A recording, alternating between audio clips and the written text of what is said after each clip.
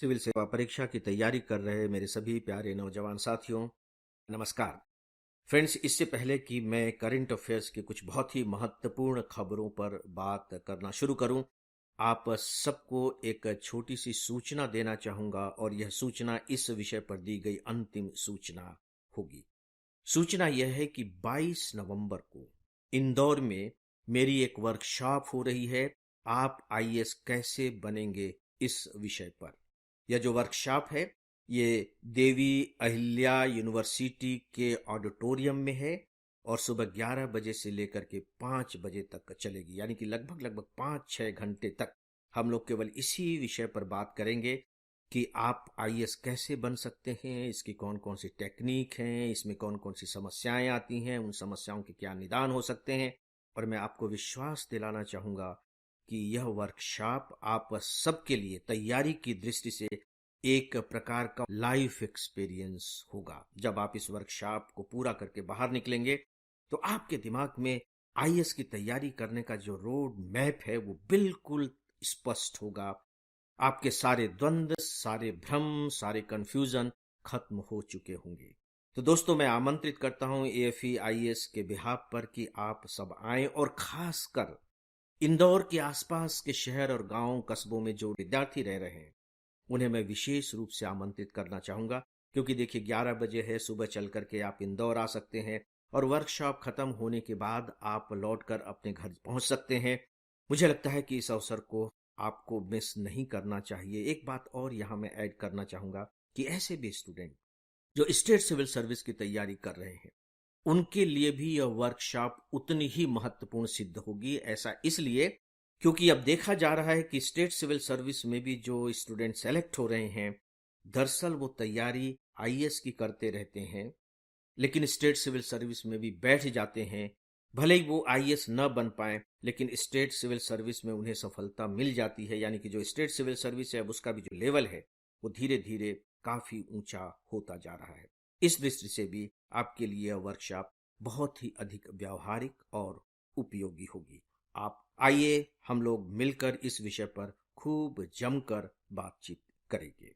दोस्तों, अब मैं आता हूं कुछ बहुत ही महत्वपूर्ण करंट अफेयर्स की खबरों पर।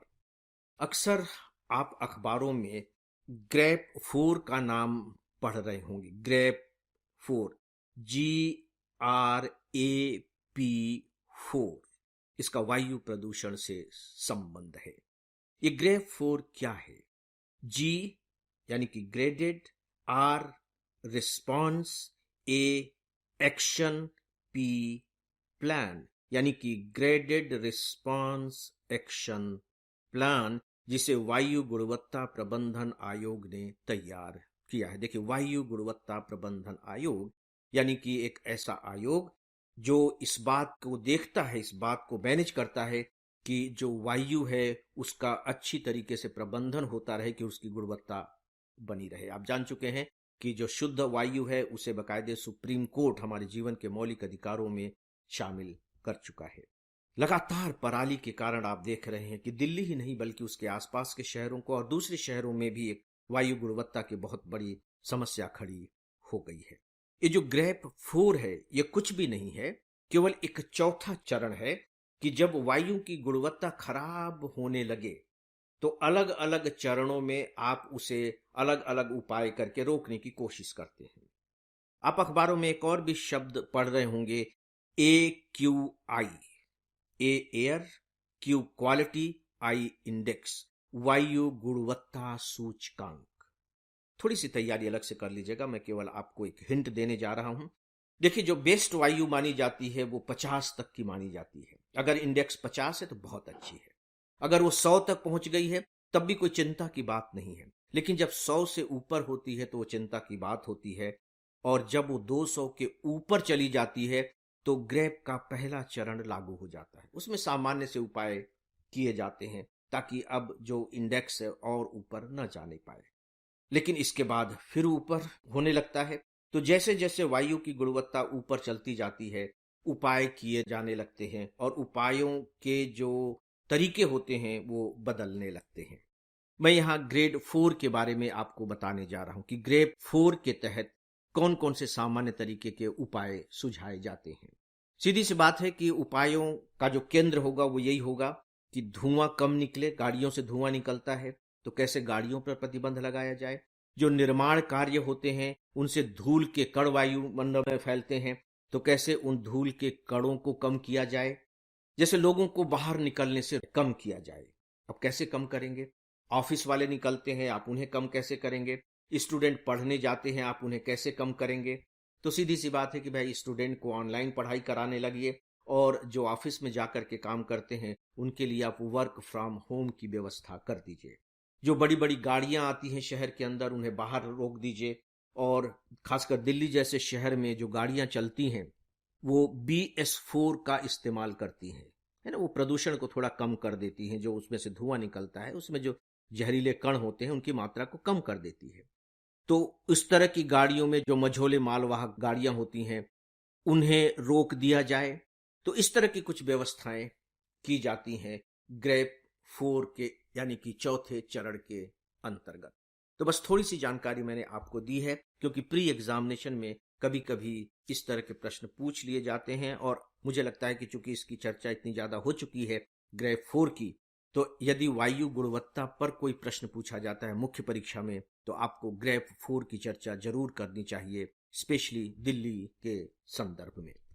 दोस्तों, जो दूसरी खबर है, और मैं समझता हूं ये भी एक इंपॉर्टेंट खबर है, और वो ये है कि हरियाणा देश का ऐसा पहला राज्य बन गया है जिसने अनुसूचित जाति और अनुसूचित जनजातियों के लिए जो आरक्षण किया जाता है उसमें उपवर्गीकरण करने की शुरुआत कर दी है। आपको ध्यान होगा कि कुछ समय पहले सुप्रीम कोर्ट ने आरक्षण पर अपना निर्णय देते हुए राज्यों से कहा था कि अक्सर ये देखा जा रहा है कि अनुसूचित जाति और जनजातियों के लिए जो आरक्षण की व्यवस्था की गई है उस आरक्षण का लाभ इन जातियों में भी जो ऊंची जाति के लोग हैं, जो थोड़े से सक्षम हो गए हैं, उन्हें ही मिल पा रहा है। वे इसका लाभ उठा रहे हैं, और उनमें जो निचली श्रेणी के लोग हैं वो इसका लाभ नहीं ले पा रहे हैं। तो फिर आरक्षण का फायदा ही क्या हुआ?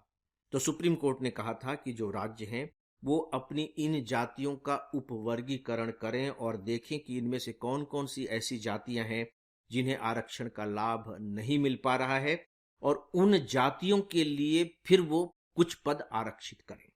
हरियाणा ने क्या किया, इससे बात आपको और स्पष्ट हो जाएगी।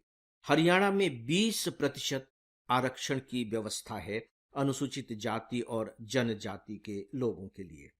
ठीक है, तो उसको उन्होंने दो भागों में बांट दिया। जो 10% है वो ठीक है, लोगों को मिलता रहेगा, इसी वर्ग के लोगों को। लेकिन जो 10% है वो अन्य अनुसूचित जातियों को मिलेगा, जो एक प्रकार से बहुत ही वंचित लोग हैं, जो बहुत ही वंचित अनुसूचित जाति और जनजाति के लोग हैं, जिनको इसका अभी तक लाभ नहीं मिल पाया है या उस स्तर का नहीं मिल पाया है, उनके लिए 10% सीट आरक्षित कर दी गई है। जैसे कुछ जातियां ऐसी हैं, ग्रुप उनका वही है, शेड्यूल कास्ट शेड्यूल ट्राइब, लेकिन उसमें भी कुछ जातियां ऐसी हैं जो बकायदे ग्रुप ए में भर्ती हो रहे हैं, ग्रुप बी में भर्ती हो रहे हैं और ग्रुप सी में भर्ती हो रहे हैं। कुछ जातियां ऐसी हैं जो डी में भर्ती हो पाते हैं, और यहां तक कि ग्रुप डी का भी लाभ उन्हें नहीं मिल पाता। तो अब बकायदे उनके लिए भी 10% पद आरक्षित कर दिए हैं, और ये एक बहुत अच्छा मुझे लगता है कि उदाहरण होगा दूसरे राज्यों के लिए भी, और ये जानकारी आपके आंसर राइटिंग के लिए बहुत महत्वपूर्ण हो सकती है। और यहां तक कि प्री में यह प्रश्न पूछा जा सकता है कि जातियों का उपवर्गीकरण किस राज्य ने सबसे पहली बार किया है। दोस्तों, अब अगली खबर। केरल में केरल सरकार ने 2 IAS अधिकारियों को सस्पेंड किया है, और वो सीनियर IAS अधिकारी थे। सस्पेंड किया है यानी कि निलंबित किया है, सर्विस से नहीं निकाला है, निलंबित किया है। अब उसकी जांच होगी और जो पूरी प्रक्रिया होगी इसके बाद फिर फैसला होगा कि वो सर्विस में वापस आएंगे या फिर उनकी सर्विस खत्म कर दी जाएगी। 2 IAS ऑफिसर, इन्हें निलंबित क्यों किया गया? उसमें एक IAS ऑफिसर को इसलिए निलंबित किया गया क्योंकि उन्होंने व्हाट्सएप पर बकायदे एक सांप्रदायिक ग्रुप बना रखा था, कम्युनल ग्रुप बना रखा था, और उस कम्युनल ग्रुप में वे अपने ऐसे लोगों को जोड़ रहे थे जो खासकर उसी कम्युनिटी को बिलोंग करते हैं, राइट। कुछ समझ में आ गया होगा आपको कि क्या ये काम सही हो रहा था? विचार कीजिए, क्योंकि आप यही बनने जा रहे हैं। और जो आपका एथिक्स का पेपर होता है, और जो यहाँ तक कि जनरल स्टडीज मेंस का जो सेकंड पेपर है, जो सिविल सर्विसेज की कोड ऑफ कंडक्ट से रिलेटेड है, उस दृष्टि से यह घटना बहुत महत्वपूर्ण है। दूसरे आईएएस ऑफिसर को इसलिए निलंबित किया गया क्योंकि वो लगातार सोशल मीडिया पर अपने जो सीनियर ऑफिसर्स थे उनके बारे में उटपटांग बातें डालते रहते थे, आलोचना कर रहे हैं, उनके खिलाफ लगातार कुछ लिख रहे हैं अपने से सीनियर ऑफिसर के बारे में। इसलिए उन्हें निलंबित कर दिया गया। मैं इस पर अब विस्तार से नहीं जा रहा हूं, मैं आप पर छोड़ता हूं। अब आप इस पर विचार करें कि इनको जो निलंबित किया गया है वो कितना सही है, कितना गलत है, क्या किया जाना चाहिए था। बेहतर होगा कि आप जब इस पर विचार करेंगे तो आपका जो मस्तिष्क है वो विचार करने के लायक बनेगा और उसकी प्रैक्टिस भी होगी। तो दोस्तों, आज बस इतना ही, और अब डेली ऑडियो लेक्चर को यहीं समाप्त करता हूं। नमस्कार।